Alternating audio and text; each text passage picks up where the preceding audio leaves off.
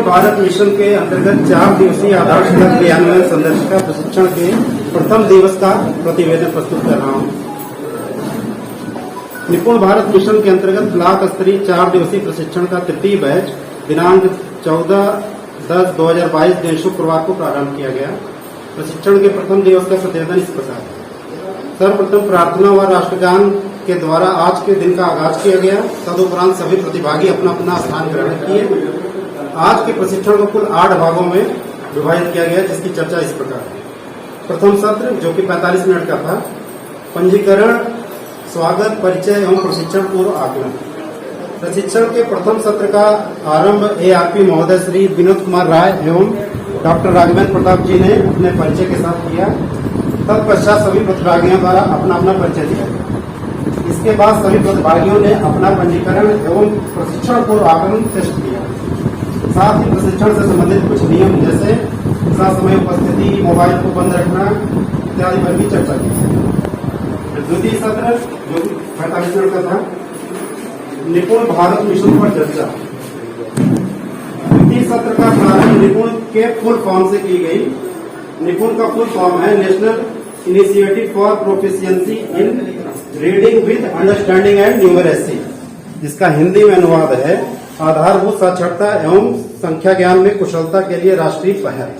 इसके पश्चात निपुण भारत मिशन के उद्देश्य, लक्ष्य एवं आकलन पर विस्तार से चर्चा की गई। इसी दौरान श्री विनोद कुमार राय जी द्वारा उत्साहवर्धन के लिए बहुत ही सुंदर कविता का प्रस्तुतिकरण किया गया। इसे सभी प्रतिभागियों द्वारा दोहराया गया। साथ ही टी ब्रेक हो जाता है और चाय के बाद तीसरा सत्र आरंभ हो जाता है। अब तक आदरणीय खंड शिक्षा अधिकारी महोदय का भी आगमन हो चुका है। तीसरा सत्र अधिगम क्षति और उससे निपटने की योजना। तीसरे सत्र का आरंभ डॉक्टर राघवेंद्र प्रताप जी के द्वारा कोविड-19 के कारण अधिगम क्षति और उससे निपटने की योजनाओं पर चर्चा के द्वारा किया गया। इनके द्वारा बड़े ही रोचक ढंग से अधिगम क्षति की व्याख्या दोनों शब्दों अधिगम व क्षति को अलग अलग और फिर एक साथ करके की। बच्चों की बुनियादी भाषा और गणित की समझ पर प्रभाव तथा उससे निपटने के उपायों पर भी चर्चा की।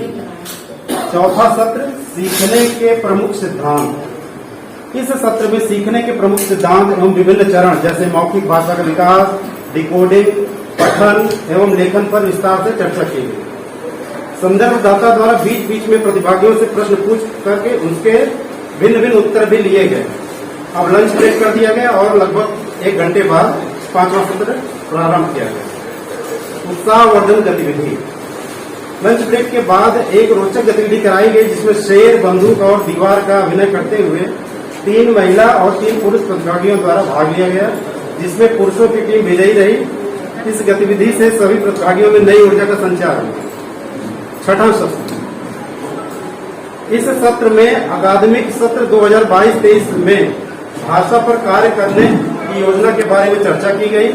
इसमें भाषाई कौशल के 2 भाग, शब्दों को पहचानना और दूसरा अर्थ निकालना, दोनों के संतुलन द्वारा भाषा के विकास पर चर्चा की गई। 7वां सत्र बुनियादी साक्षरता की वार्षिक योजना। प्रशिक्षण के 7वें सत्र में श्री विनोद कुमार राय जी द्वारा बुनियादी साक्षरता की वार्षिक योजना पर चर्चा की गई, जिसमें कुल 22 सप्ताह के कार्यक्रम यह वार्षिक योजना क्या है और किस प्रकार सावधिक आकलन किया जाएगा यह बताया गया। 8वां और आखिरी सत्र साप्ताहिक एवं दैनिक शिक्षण योजना की संरचना।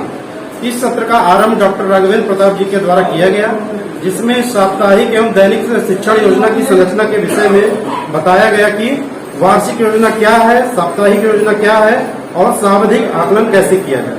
उपरोक्त चर्चा के उपरांत आज के प्रशिक्षण के समापन की घोषणा करें। धन्यवाद।